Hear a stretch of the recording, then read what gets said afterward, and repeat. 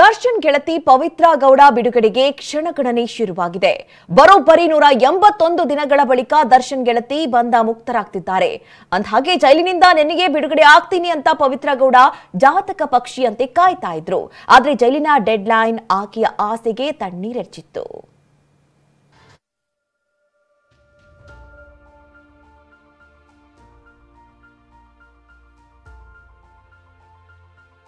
ನಿನ್ನೆ ತಡವಾಗಿ ಅಧಿಕಾರಿಗಳ ಕೈ ಸೇರಿದ ಜಾಮೀನು ಪ್ರತಿ. ಪವಿತ್ರ ಗೌಡ ಆಸೆಗೆ ತಣ್ಣೀರು ಎರಚಿದ ಜೈಲು ಅಧಿಕಾರಿಗಳು.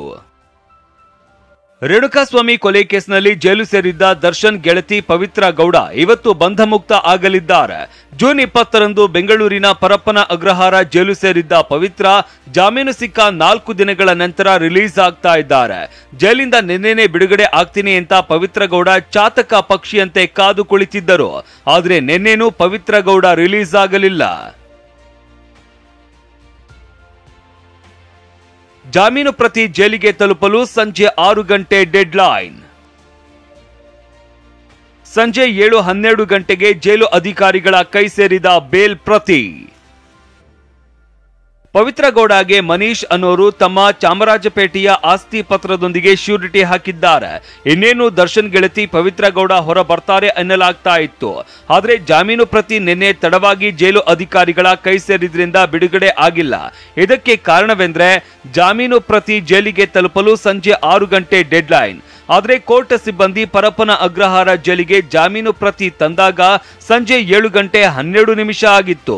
ಇದರಿಂದ ಪವಿತ್ರ ಗೌಡಗೆ ನಿನ್ನೆ ರಾತ್ರಿನೂ ಜೈಲೂಟವೇ ಗತಿಯಾಗಿತ್ತು.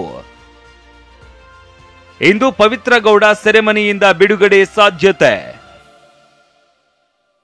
ಇವತ್ತು ಬೆಳಗ್ಗೆ 9 ಗಂಟೆ ಸುಮಾರಿಗೆ ಪವಿತ್ರ ಗೌಡ ಸೆರೆಮನೆಯಿಂದ ಹೊರಬರಲಿದ್ದಾರೆ.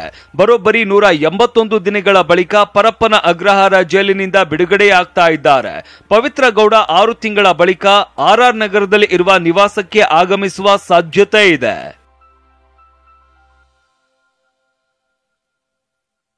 ಡಿ ಗ್ಯಾಂಗ್ನ 2 ಆರೋಪಿಗಳಿಗೆ ಶ್ಯೂರಿಟಿಗಳೇ ಸಿಕ್ತಿಲ್ಲ. ಆತ ಕೊಲೆ ಕೇಸ್ನ ಆರೋಪಿಗಳಾದ ಜಗದೀಶ್ ಮತ್ತು ಅನುಕುಮಾರ್ಗೂ ಶ್ಯೂರಿಟಿಗಳೇ ಸಿಗ್ತಾ ಇಲ್ಲ. ಹೀಗಾಗಿ ಜಾಮೀನು ಸಿಕ್ಕರೂ ಇಬ್ಬರಿಗೂ ಬಿಡುಗಡೆ ಭಾಗ್ಯ ಇಲ್ಲ. ಸ್ಥಿರಾಸ್ತಿ ಇರೋರ ಶ್ಯೂರಿಟಿ ಒದಗಿಸಿದ ಬಳಿಕವಷ್ಟೇ ಜೈಲಿನಿಂದ ಹೊರಬರಲಿದ್ದಾರೆ.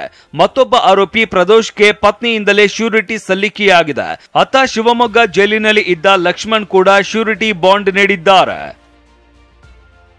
ಕಲಬುರಗಿ ಸೆಂಟ್ರಲ್ ಜೈಲಿನಿಂದ ದರ್ಶನ್ ಮ್ಯಾನೇಜರ್ ರಿಲೀಸ್. ಕೊಲೆ ಕೇಸ್ನ 11ನೇ ಆರೋಪಿ ನಾಗರಾಜ್ ಕಲಬುರಗಿ ಸೆಂಟ್ರಲ್ ಜೈಲಿನಿಂದ ರಿಲೀಸ್ ಆಗಿದ್ದಾನೆ. ಜೈಲಿನಿಂದ ಹೊರಬಂದ ದರ್ಶನ್ ಮ್ಯಾನೇಜರ್ ನಾಗರಾಜ್ ಸ್ನೇಹಿತರೊಂದಿಗೆ ಕಾರಿನಲ್ಲಿ ತೆರಳಿದ್ರು.